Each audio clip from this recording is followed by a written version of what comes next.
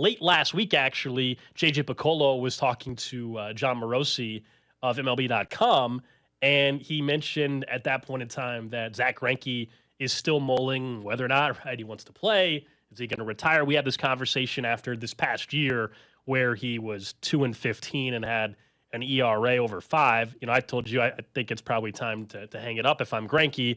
For a guy that's going to be a first ballot Hall of Famer, why go back out there for a full season again?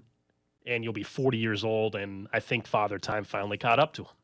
And I hope the Royals aren't tempted if he decides to play. Okay, I'd like to preface this by, my feelings on Zach.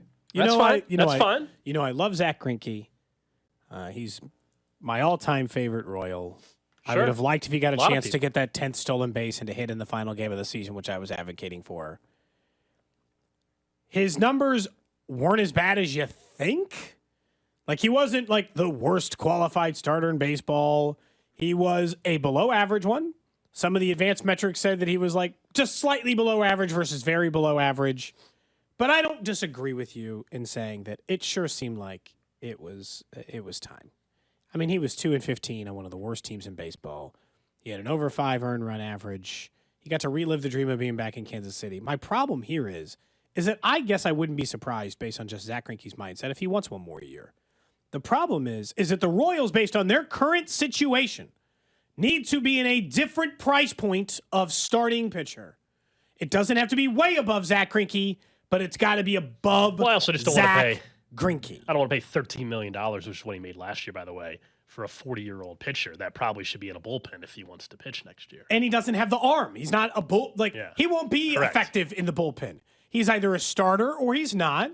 And to me, if you didn't have like Jordan Lyles, if Jordan Lyles wasn't on the book, Gold, and we're just talking about a fifth starter who is available most of the time, look, he only made 27 starts versus like 32. That's close enough, right? I'll take it. Then fine, we're having a different conversation. But hey, here's a starter to just start pitcher role is taken by Jordan Lyles. That means they've got Singer right now, unless they make some big offseason move, and Cole Reagans. So they're shopping for 2 pitchers. One of those should not be 40-year-old who makes 27 starts and gets you 140 innings. One of those should have more upside than what you think you can get in Greinke. And it's hard for me to say because I love Greinke and I love him to be here forever. I don't feel like the Royals should be in that market. But it seems like the second they brought Zack Greinke back and they decided to ride out the end here, they liked the veteran presence, teach you how to pitch whatever to the young guy thing, that if he says he wants to come back, I kind of feel like the Royals will entertain it. Don't you? Don't. I think if Greinke comes back, it's for the Royals. I think he either retires or he pitches for the Royals. I would agree with that.